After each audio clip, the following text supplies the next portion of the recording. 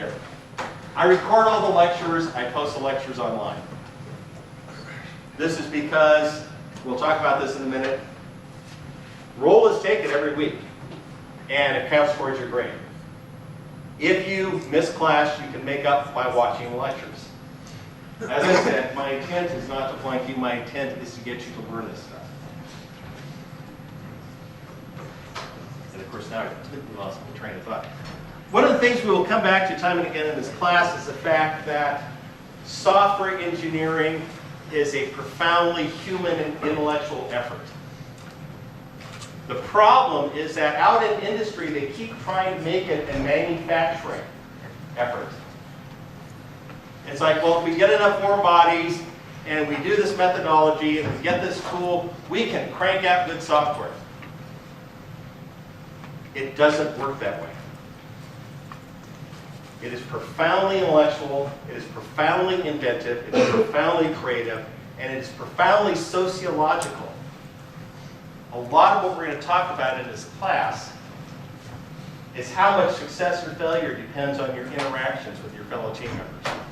And in fact, you're going to discover that through the course of this class. Because you're going to have projects as teams. And you're going to discover that you have some team members who are really great and some team members who perhaps aren't so great. Hopefully you're all really great on your teams. But I can tell you based on feedback, that isn't always the case. So what are the goals? It's really, ultimately, it's the first one.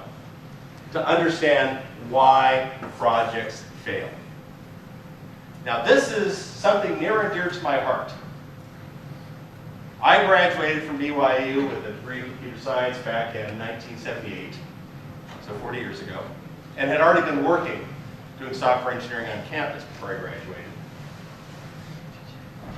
And generally speaking, had a series of very successful careers and engagements. Did a lot of different things. Sort of short attention span software engineers, like, oh, hey, yeah, looks nifty, I'll go do that. But about 25 years ago, I was part of a startup doing a desktop publishing system. And I was chief architect, I was chief technical officer, got venture funding. And as you'll hear me talk about multiple times in the class, we were a full year late in delivering.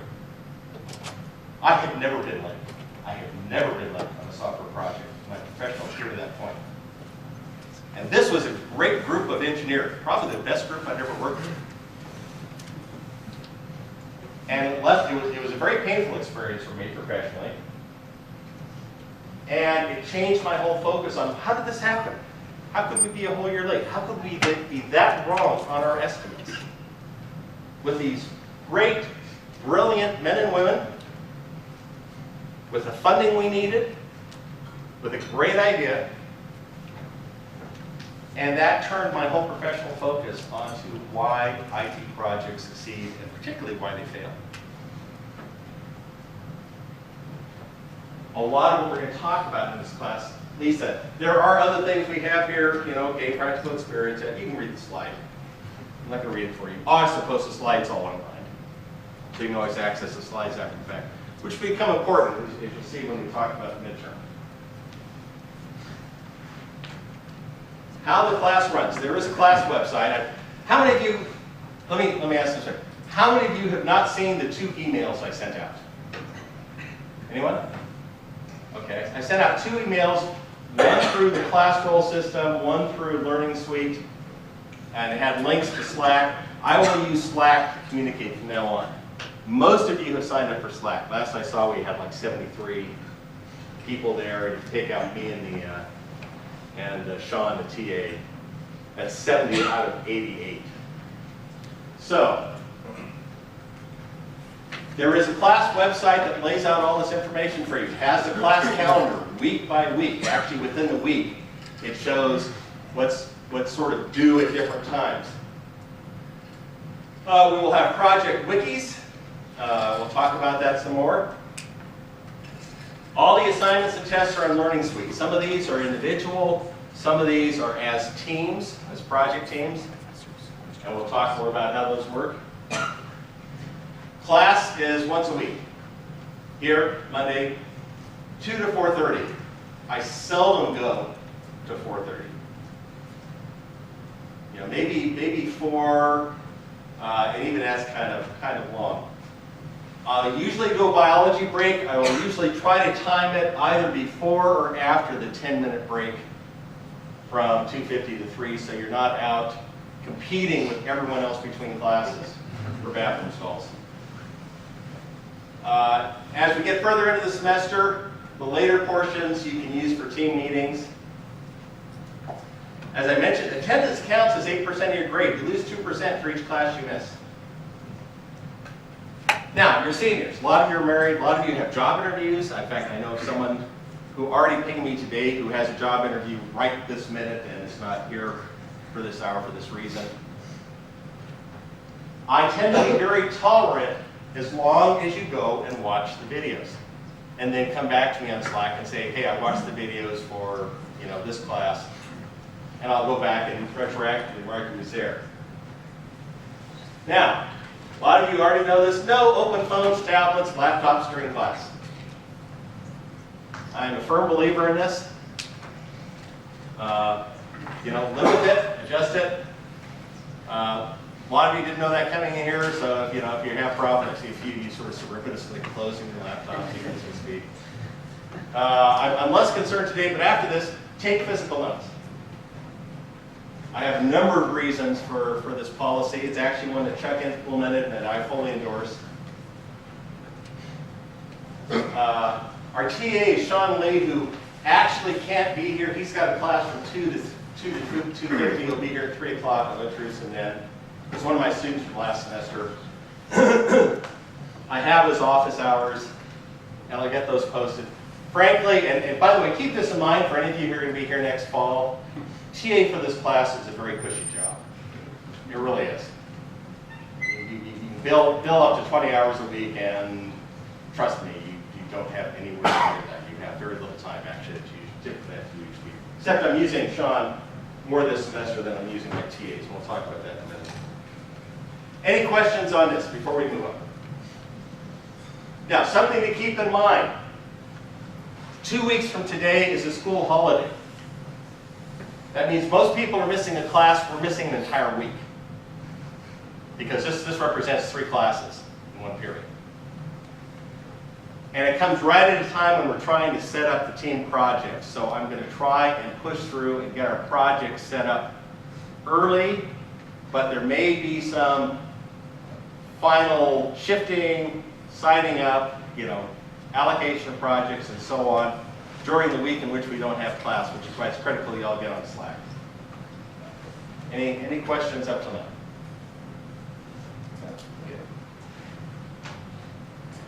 Okay, grading overview.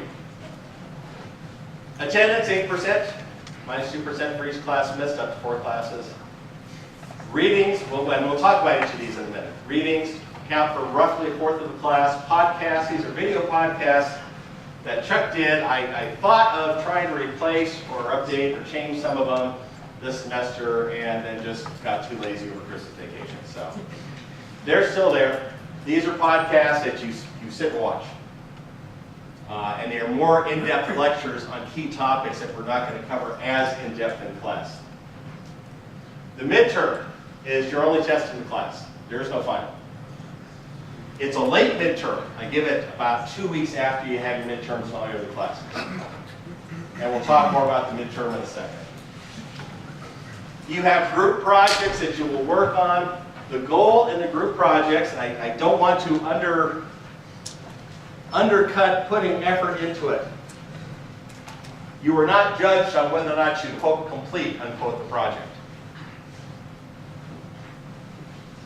In effect, the group project is an experience for you to say, oh my gosh, this is what it's like working on a significant team, trying to deal with all these various issues, and learning what works and what doesn't within a team project. Extra credit. Something you will hear me, if you've already looked at the syllabus and so on, you know you've got a lot of reading to do here.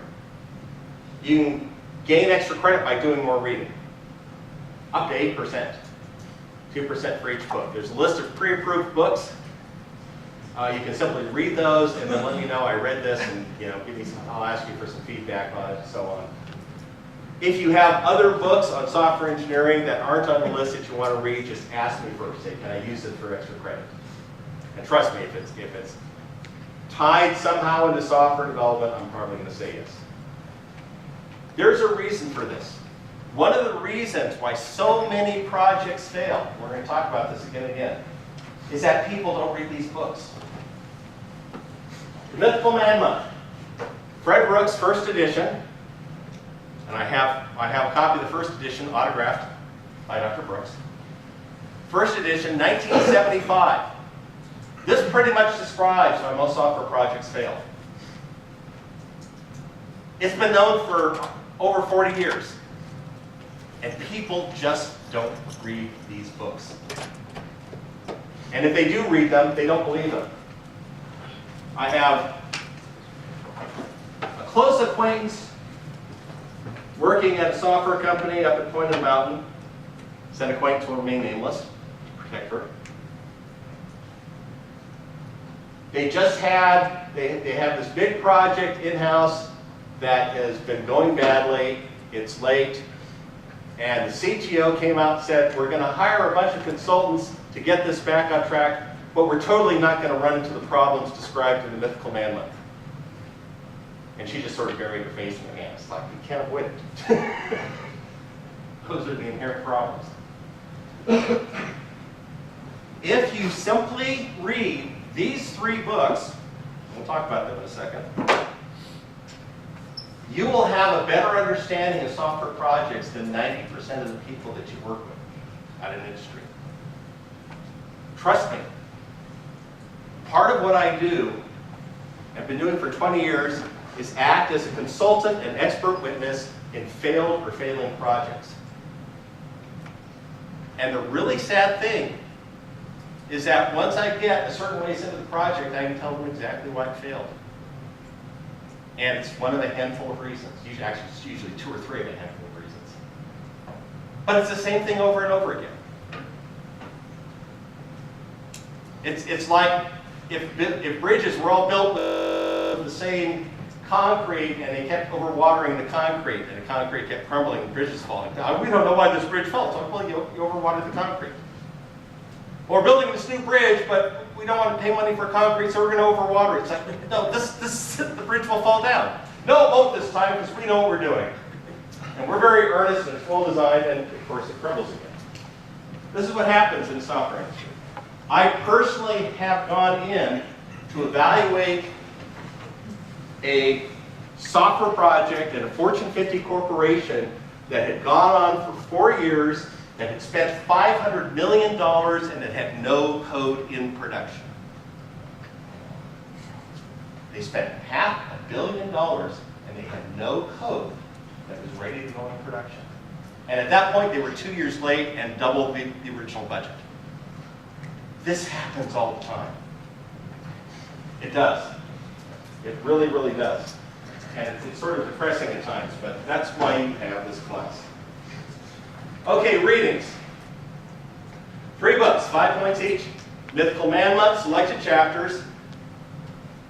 And this is on the, you go to Learning Suite, you'll see which chapters are assigned. Go to the website, you'll see which chapters are assigned. Some of them are more dated than others.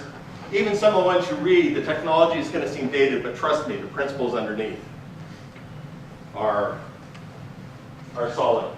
There have been times over the past 25 years when I thought I've come up with some new insight on software engineering and project management and why projects fail, and I go back and it's there.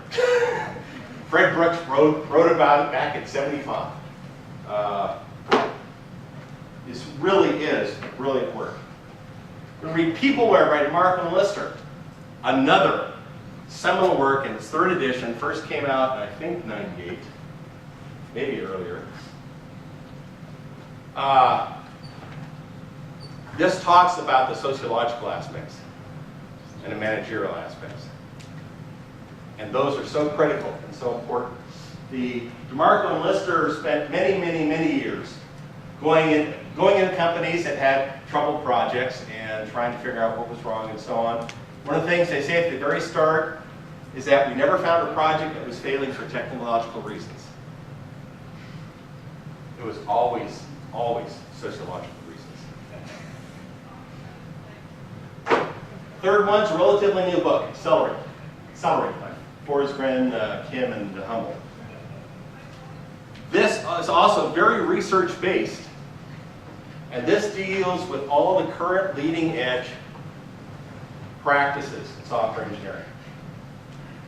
DevOps, CI/CD, automated testing, stuff like that. What works and what doesn't. Yes? So you said you have selected chapters. Would you recommend reading the entire book? I would recommend reading the entire book if you have time and interest. But you'll find some of the chapters are really more focused on technologies dating back to 1975. Yes? Does the edition matter for any of the books? It does. It does for this one, because this one has the anniversary edition has chapters in it that are critical that are not in the original 1975 edition. We will have online. Oh, sorry. Maybe you'll get to this when you get to the schedule all test. Okay. There are online readings. Most of these, and I say this all modesty, is stuff I have written. They're either, I did a column on software engineering for Baseline magazine online a few years ago. I've also made a number of posts to some of my blogs. And they sort of summarize things that I have found over the years that are of issue. These are all pretty short articles. These are typically like maybe half a dozen paragraphs as a rule, occasionally a bit longer. So these are pretty fast readings. The very first reading, and we'll talk about this, I know a lot of you won't have read it, but because we're missing a whole week, I'm going to go ahead and lecture about it today. 5 Order of Ignorance by Philip Armour. You will hear me come back to this time and time again. Ironically, I was not familiar with this as an appendix in his book. I have his book, The Laws of Software Process. I've never read this appendix. But Chuck, Dr. Knudsen, had this as required reading. And I've considered it one of the most profound writings on software engineering I've read, because it gets to the essential hardness of writing software, which is the more novel the software is that you're writing, the more valuable it is. But the more novel that the software you're writing is, the more likely you are to waste time exploring stuff and hitting dead ends. There is an inherent inefficiency in invention that you just can't get around. And so the more value you're reaching for, the more likely you're going to waste time. That is something that managers don't like to hear. They want, oh, just here's this great idea, just implement it, we'll be fine. You log all your readings in Learning Suite. They have deadlines up there. Don't get behind. But you can read ahead as much as you want, yeah. So when you say we log in on Learning Suite, are you saying that all we do is say that we did read it? Yep. This is the honor system, guys, okay? But the truth is, if you didn't read it, you're going to have a hard time on the midterm. If you did read it, the midterm will take time, but it'll be relatively easy. Yes? So you want us to take really good notes while we're reading these chapters? Well, I'll talk about that some. Okay. Because that's when I talk about the midterm. And I'll talk about that. Video podcasts. There's a schedule in Learning Suite for watching 10 video podcasts, 1 a week. There's a set of over 20. Focus on what you're interested in. You can certainly go ahead on this. It says Thanksgiving. Okay, that's from last semester. But I try not, the week of the midterm, I try not to have anything due the week after the midterm. So you guys can just all relax. These are videos, some downloads, some will play right in your browser. You might want to check them ahead of time if you're doing this kind of scheduling, because some of them are long, some of them are short. I don't really care which ones you read. Pick the ones you want. And then you will have podcasts 1 through 10 assignments, and you simply... I would recommend on Learning Suite, when you go to mark a podcast off, note in your answer which one you watched. Because I've had students come back to me late in the semester and say, I know I watched some podcasts, but I can't remember which ones, and I want to start rewatching the ones I watched before.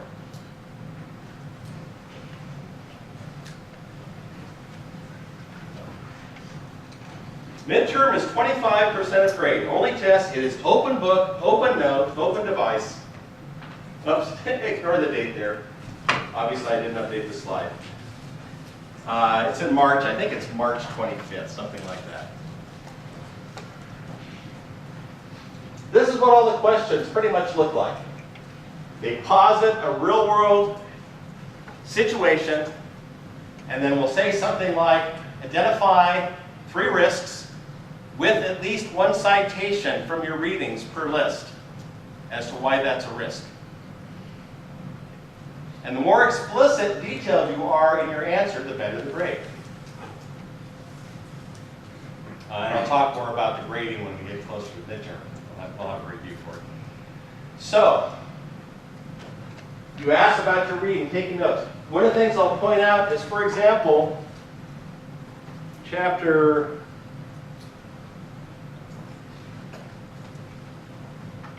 which one is it? Chapter 18 in the Mythical Manhunt, the Anniversary Edition, basically provides a detailed outline of all the rest of the Mythical Manhunt, chapter by chapter. These are very handy notes to refer to when you're doing your midterm.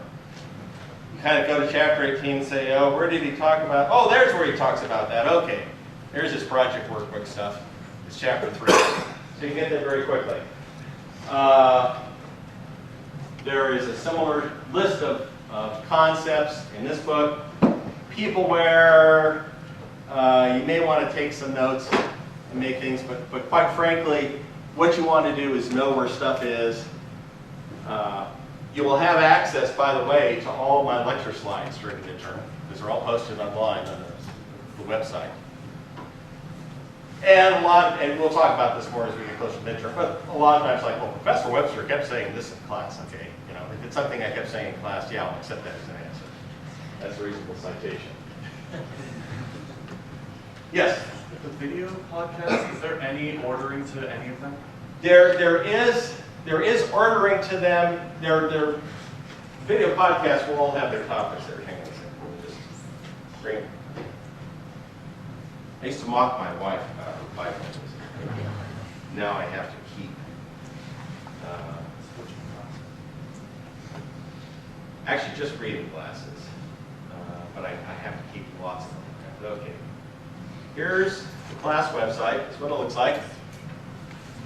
If you go to class calendar, here you have a nice detailed calendar showing you all your assignments, what's due, when they're due, so on and so forth. Get very familiar with this. This will guide you through. If you go to the podcast, here are the online readings first. Then here are the podcasts, and here are the topics. The podcasts mostly are standalone. There's occasionally you have some that are like part 1, part 2, and testing. It's got 5 parts there. I've got a few other videos here which aren't Chuck's podcasts that I've added. I may add more. Yes? On the schedule, you have, if you Oh, yeah. back to it, you have all right, read this, and then an actual due date, and they're not actually lined up. Which class would you be expecting us to have? Oh, I guess you haven't had read there. Yeah. Okay. Yes? Will this ever change, or can we just go ahead and put this into our calendars? Go ahead and put this into your calendar. Okay, good. If it ever changes, it won't change by much, and I will let you know. As I said, I tend to be pretty forgiving. If I have to change something, you won't be penalized for that. So yes, become very familiar with the class website because you'll be using it for a lot of stuff. And again, if you go to Learning Suite, here. Want to publish that? Oh, yes I do. Thank you. I have done that, I think, each and every semester. I've got it all set up and I have not published it. And I may be doing a few more tweakings here, but if you go to assignments, here you go. And you've got the reading assignments. We've got the deliverables, we've got status reports, we'll talk about those in a second, podcasts, extra credit reading, and so on. So there's all that. Kickstarter project, this is the 30-year grade. And it's getting more challenging given the increasing size of the class. Basically, you're going to divide up into groups and do projects. Now, the way we work this typically is you go online to the Wiki and you propose projects. And people either sign up for your project and or they propose projects of their own. And we will, normally we would do this 2 weeks from now, but we have no class 2 weeks from now. So we will try by next week to start at least some initial sorting. So your big task for this week is to propose projects on the Wiki. What you're going to do is you're going to go to this Wiki, you're going to create a page for your project. Let me just show you this here.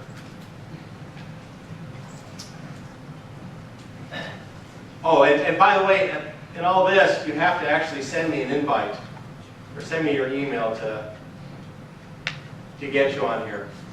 So you'll go here. This talks about how to do a proposed project. You click on New Page, My Nifty Project, Description, and then I save a page. And then you have to go back to the main page and do an edit. And under proposed projects, now it's, the best, easiest thing to do is just copy and paste this. Except now I want to say My Nifty Project. Save it out.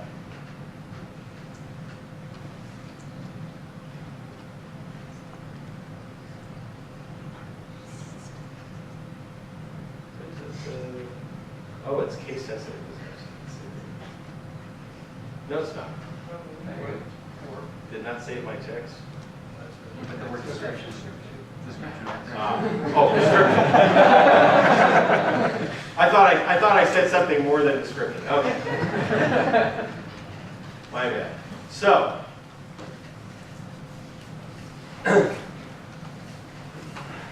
we may end up, if anything slips, it's going to be all the deliverables and so on, because we may not be able to get all the projects set up, missing that critical third week. But if we can get these started, that would be great, because it's one semester is not a long time. Like I said, the goal here is not to actually finish our MVP. The goal here is to go through the process and learn. Yeah.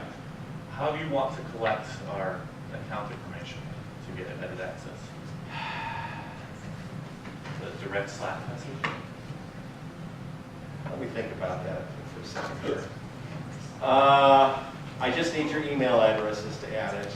I'm trying to think if I have easy access to your email addresses. What your email address from whatever at BYU isn't the account GitHub? In that case, yeah, everyone send me on Slack. This is another motivation to get on Slack. Send me on Slack the email address you want for the wikis. So there's an assignment you have right off the bat. And I will add you in here. Now, let's talk. By the way, it said, oh, I'm sorry. Again, I did not update dates here. This obviously is in September. You're welcome to look at some of the prior semester wikis to get an idea. I will have each project submit weekly status reports. This is something I changed. This is something new I added last semester, and it worked very well. It became a much better way than previous mechanisms for tracking what was going on with each project. I was reviewing all of these each week to see what was happening. So one-page Excel sheet, and we will talk more about, in a subsequent lecture, not today, we'll talk more about how to fill it out. Now, something brand new I'm implementing. Now, last semester, I had the very final assignment. You'll have the same assignment this semester. This was something new I had last semester. Was sort of a lessons learned / feedback. And everyone just send me a private, here's what I liked about the class, here's what I didn't like, here's what I would change, so on and so forth. And I had a fair number of responses that basically said there were people on our project who never really did anything. And this is different. One of the problems you will face, particularly early on, but at different points, is simply having work for people to do based on your different roles and the nature of the project. That wasn't what they were complaining about. They were complaining about people who simply just sort of stopped participating in the project. So, one thing I'm doing new this semester is that our TA, every week, is going, and one of the things that you will be doing when you get teams put together is deciding who the project manager is he will have a brief chat by voice over the phone, or you can go see him in person in his cubicle, with each of the project managers simply asking, how's the project going? Then he will randomly select one other person, of course he'll rotate through, but randomly select one other person from the project and call them and say, how's the project going? This is so that he can surface to me any problems or issues with the project as quickly as possible. If we need to reshuffle, if I have to have a little sit-down meeting with members of the project who really aren't doing anything, or if there are personality conflicts within the project that need to be resolved. It's a very real issue. We'll talk about that in this course. I can get involved. I don't want to find out about those issues at the very end of the semester. And note that last item. We have a grading that's actually pretty automatic, quite literally at the end of the semester, based on everything that's put in there. Right? You just touch the button and submit the grades. I reserve the right to adjust your grade downward if it turns out that you just flaked out on the project. So let that, you have been put on notice with that. Okay, project deliverables. Now, this is the current schedule we have. I want to see if we can pull this off. The first thing you need to do as a project is set up your wiki. You've got basically 2.5 weeks to do that. So we're going to try and get all the projects identified and organized, hopefully by the end of next week. And then you've got a week to set up the project wiki, which should take you really about 5 minutes. Figure out who's most familiar with GitHub in the group. Have them do that. Then you will do a series of standard project deliverables. Now you're doing this weekly. This is very fast paced. So it's like, okay, here's our org chart, here's our requirements, here's our PERT and Gantt charts, here's our architecture and design document, test plan specification. It's going bang, bang, bang, bang, bang. Each week I will give a lecture on the deliverable that's due that Saturday by midnight, and you will put together your initial version by Saturday at midnight. And then the following Monday, I'll look at all of them. And actually, typically we'll go through them here in class so you can learn from what everyone else did. I expect you may choose to revise those through. In fact, actually, you probably should revise them through the course of the semester. But the idea here is to take you through and help you to understand why these deliverables are commonly used in industry, what their purpose is, and to force you to put one together. Now, 2 important things here. On March 18th, you will do an initial demo of your project. The purpose of this is that and this is something new I implemented last semester, is that I discovered a lot of people without that pressure never just really got down to actually writing code. So this is to put a sort of, you've got to have something up on a computer screen by the 18th of March. It may not be much. It probably won't be much, given everything else you guys are doing and given the short time frame.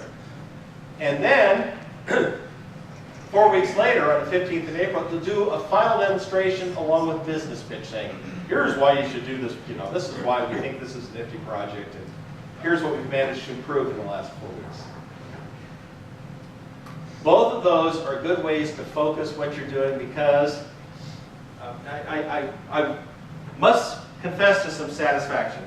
I had one of my students last semester come up to me at the very end, last day of class, and she said, I went and had an interview with a company whose name I can't tell you because they made me sign an NDA. She said, but they gave me a quiz, and she said, it was all stuff straight out of this class. She said, one of the questions was, you have just inherited a project that's late. How do you try to get it back on track? And the 3 answers that she could choose from were, first, add more people. Second, have everyone work overtime.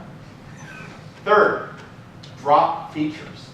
And you will hear me say that almost every week. The only way to make up time on a late project is to drop features.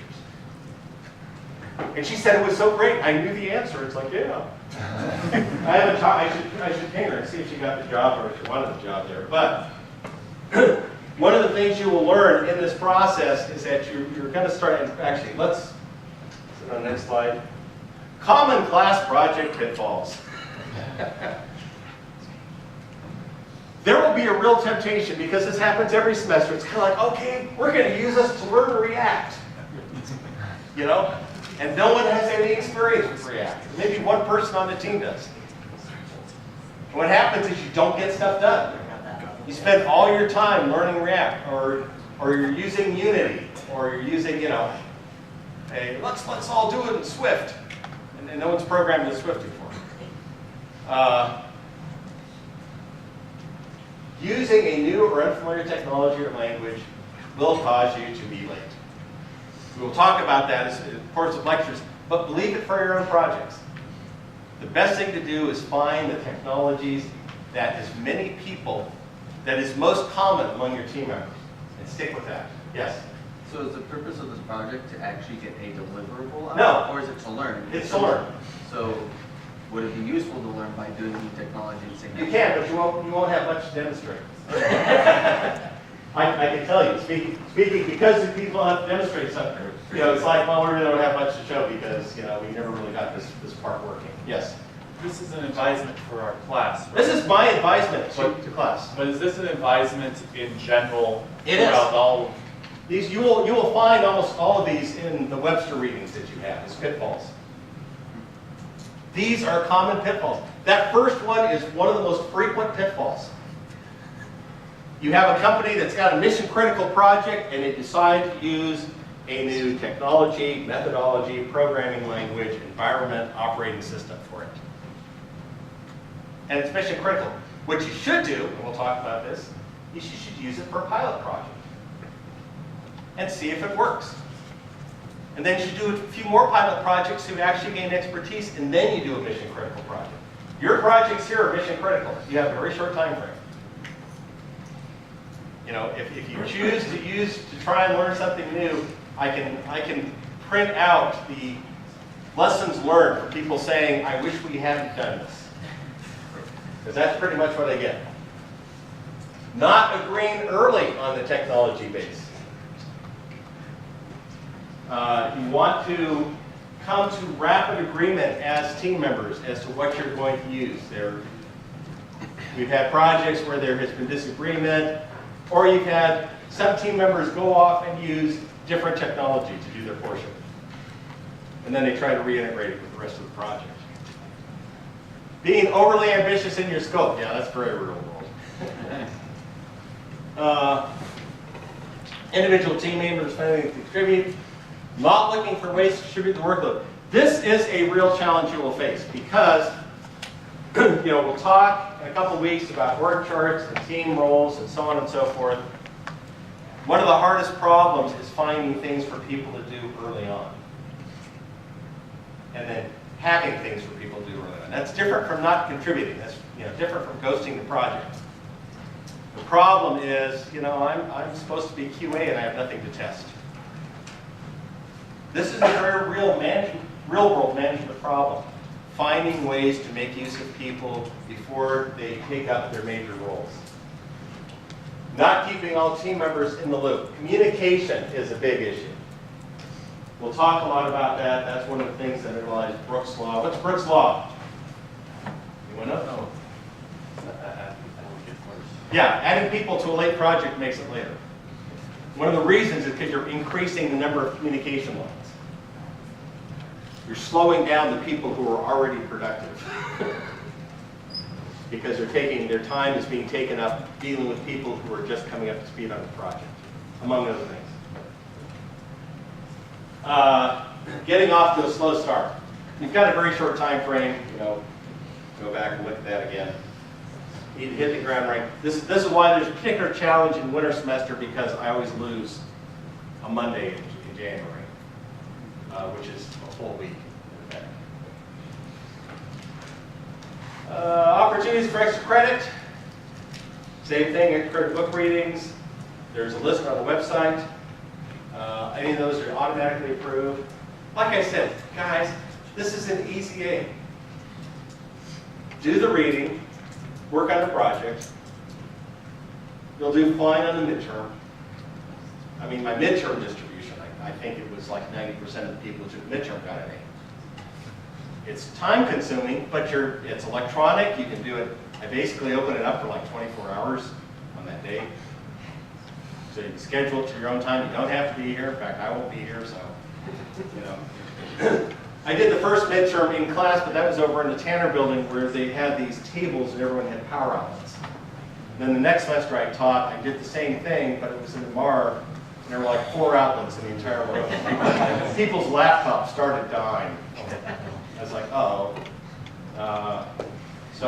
Since then, it's all been just go somewhere, from your apartment, anywhere where you have power, you can do it yourself. For extra credit, if there's a book that you want to read that's not on the list, just check with me. Okay, my own background, I've given you some of this. I graduated here with a degree in computer science in 1978. I moved back here in 85. If you've ever seen a chart over time of computer science enrollment, what you see, here's the 70s, you see this big peak right in 1985, which is when I happened to move back to Provo. And I was flattered because I happened to be in the same ward as one of my former professors. Haven't you ever had Robert Burton for class? I had 5 classes from him. I co-authored a paper with him too. Anyway, and Dan Olson, how many of you had a class with Dan Olson? He was a fellow student. Anyway, and I was very flattered because I moved back and they found out I was here and said, hey, would you like to come teach? I thought, I only have a bachelor's degree, they want me to teach. Well, enrollment at BYU when I graduated in 1978 was 120 students in the CS program. They had over 1,000 by 1985. My first semester I taught 3 sections of 142 with a total of 700 students. I thought, okay, this is why they wanted me to teach. But I taught here from 85 to 87. And by the way, this dropped, and it went back up again for the dot-com boom. And then it dropped after the tech crash, and it's been sort of going up again. I haven't tracked it for the last 10 years, but it's been on an upward slope. Anyway, I graduated in 78, worked at General Dynamics on space and defense stuff, worked at Johnson Space Center on space shuttle flight simulators, worked at the Lunar Planetary Institute next door, worked at Monitor Labs doing data acquisition equipment. Then a friend of mine from high school, I contributed, he had a spell checking program. It was back when spell checkers were separate from word processors. And I did a hyphenation routine for it, and it was so successful he quit his day job and then he hired me. I did a computer game, Sundog Frozen Legacy. You will find an extensive Wikipedia article on Sundog. I still get fan mail about it. It's basically an 8-bit version of No Man's Sky. I chuckle every time I play No Man's Sky. I sort of chuckle. It's kind of like I would have killed to be able to do a fraction of this. Because we're talking real primitive stuff. I mean, if you look up Sundog online, note the difference between the Apple II and the Atari ST port, which they did after I left FPL. The Apple II was primitive graphics. It was running in 64K. We had a double-sided floppy with 140K on each side. That was our whole. That was everything. Operating system, graphics libraries, game, data, the whole thing. Todd here, wrote for Byte and Macworld. Did a startup, like I said, the word processing startup at Pages. Went to work for Object Systems Group. That's where I transitioned into consulting with companies that were having trouble with software projects. So at OSG for 3 years, I would go into corporations that were having failing projects and say, this is what's going wrong. Quite often they would ignore my advice.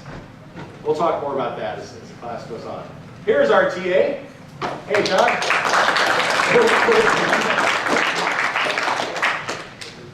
Anyway, yeah. So they pay you for your advice on why they were failing and then ignore it? Oh yeah. Oh yeah. Trust me.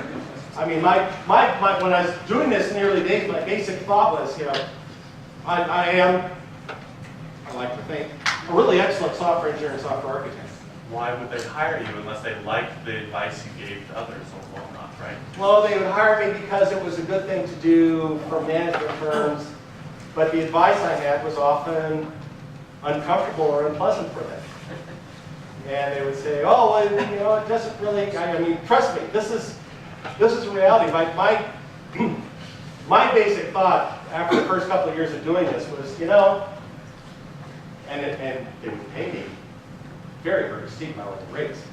It's kind of like they're not paying me for what I'm really good at, which frankly is software architecture, software engineering. But they're paying me to tell them things that anyone could walk in off the street and talk to people in the trenches and tell them after 5 minutes. Oh, that's why your project's failing. And you'll hear me say that. My standard, when I've called in to review a failing project, first thing I do is I go talk to the engineers in the trenches. Say what's going wrong. And once I've talked to about half a dozen engineers, I can tell you exactly what the problems are. I need about half a dozen to avoid any sort of outliers or personal vendettas or so on. But after about half a dozen, it's like, okay, I can tell you exactly where the core problems are, what's going wrong. And management just doesn't like to hear it. This will be a common theme we will return to here. While I was doing that work and was out in Washington, D.C., I got sucked into year 2000 mediation at Fannie Mae. And because Washington, D.C. is such a really bizarre place, I ended up testifying before Congress 3 times. I ended up giving a keynote address at a private conference at the World Bank. I gave another address at a private conference at Fort Meade, the NSA. And then ran off to Dallas to sort of get away from DC. And then, out of the blue, was hired by PricewaterhouseCoopers for their dispute analysis group. Because I've done all this lecturing and testifying on how projects fail, they wanted an expert who could come in and act as an expert witness in failing projects. So I got hired by PricewaterhouseCoopers. It was a great job. That was my retirement plan. From Pricewaterhouse as a partner. Unfortunately, there's a big recession in 2000, 2001, and PwC started cutting down its practice, and I was sort of, last hired, first let go. They gave me a nice severance package, and actually gave me a bunch of my current cases. So I've basically been self-employed as a consultant since 2001, doing expert witness work and project consulting. So that's pretty much me. Let's do this. We're writing a break now. So instead of sending you out there to compete with everyone, let me take roll right now. And I think I have the class roles that BYU provides for service training. You have to go to the picture roll to find preferred names. So I think I have all your preferred names. If you want me to call you something else, let me know and I'll update the roll here. But what I'd like to do,